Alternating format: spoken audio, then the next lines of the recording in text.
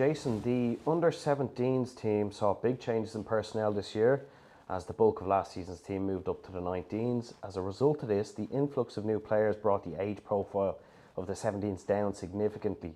So is it fair to say that this year represented a learning curve for the team? Yeah, definitely with that under 17 group, it was a very, very young group.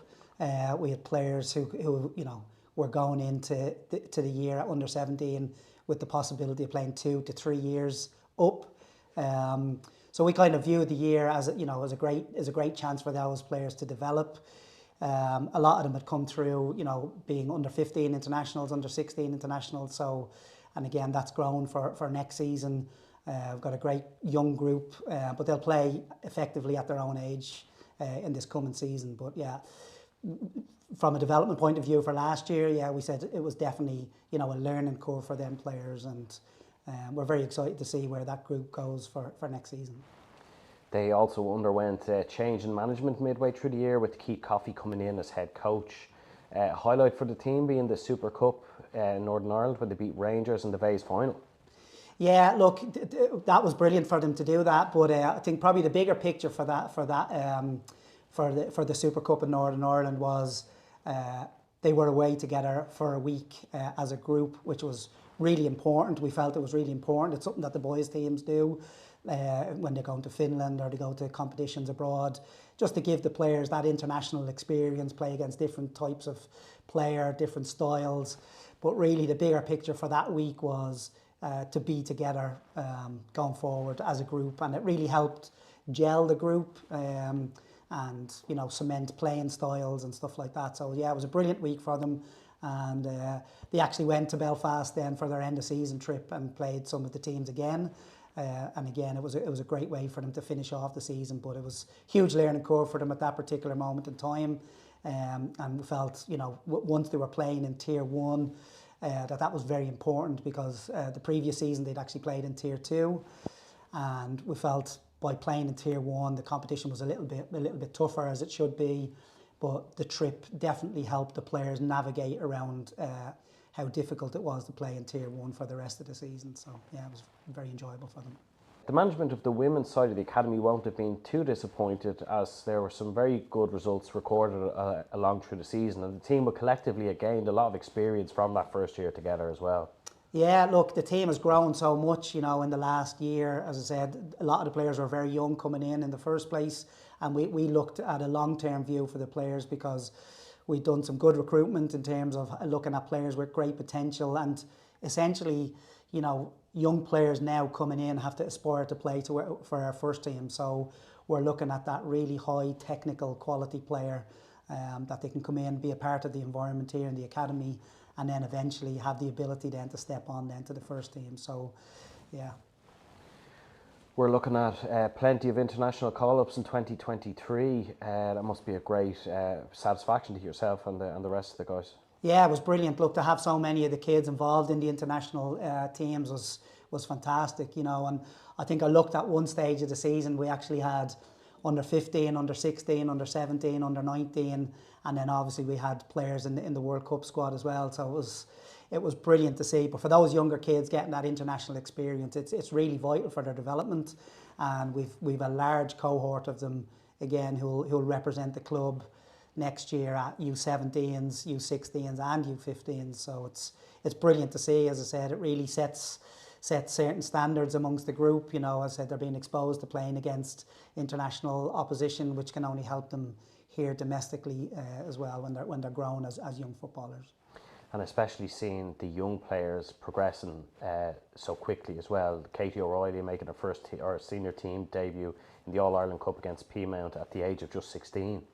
Yeah, like you meet Katie, like she's a great kid, she's a very intelligent young girl, brilliant young footballer again, and there's a generation of girls who are there now who again aspire to be professional footballers, and it's great having somebody like Katie around the building. She's in the leadership group in the team, but she has loads of ability and she has loads of aspirations, which we hope to help her with as she continues her journey throughout the academy teams.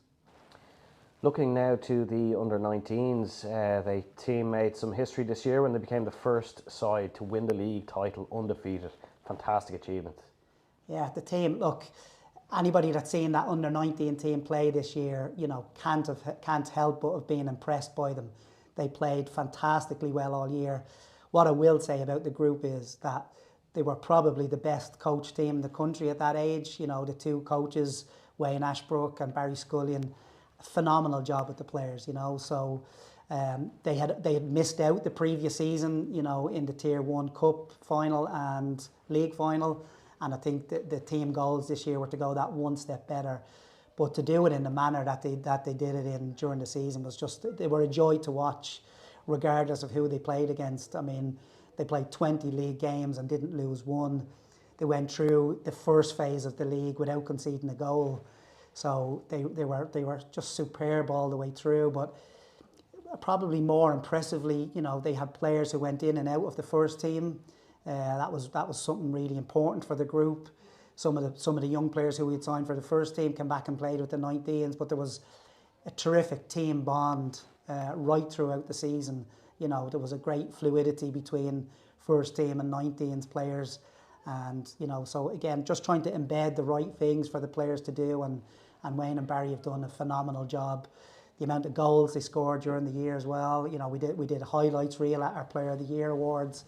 And again, just looking at the quality of some of the goals throughout the season was, it's really a joyous part of coaching. It's really why we're here to try entertain, try make the players better. And I said that group were phenomenal in everything that they did right throughout the season. You mentioned goals, top scorer Shannon Cody with 33 across the league and cup campaigns. Some strike rate. Yeah, and to score that many goals at any level in any league is unbelievable. She's just, she'd be going through a game and then just the light switch would go and she'd score 2 or 3 and that's it, the game is gone. But the range of goals she scored throughout the season were brilliant, and she just has a very natural ability in around the goal, going by players, catching people off the line. She's just a range of goals she scored, and she's a very modest kid.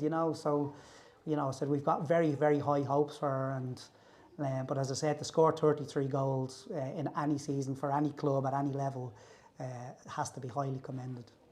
You mentioned the progression again of the 19s players through to the senior team, looking at Maria Reynolds, Orla O'Mahony, Abby Tuthill, Lana Prizeman, Jamie Thompson, Jane Merrin, all featuring with the senior team in addition to Shannon as well. So you have that progression and that pathway through.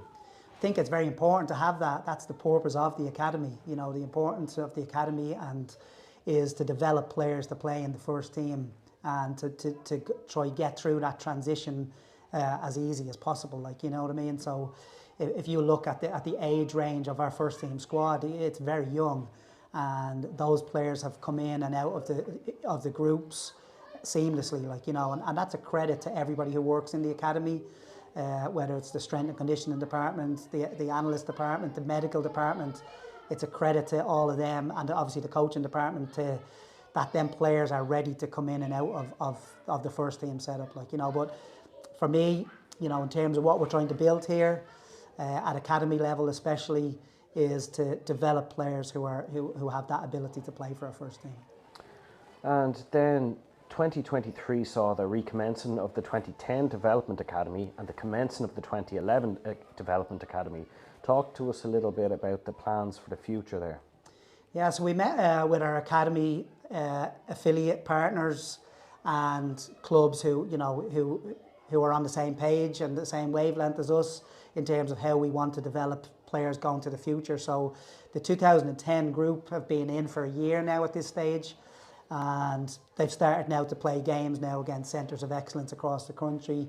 They've just finished up for their Christmas break, but they finished off with a game against the Midland Centre of Excellence a couple of weeks ago.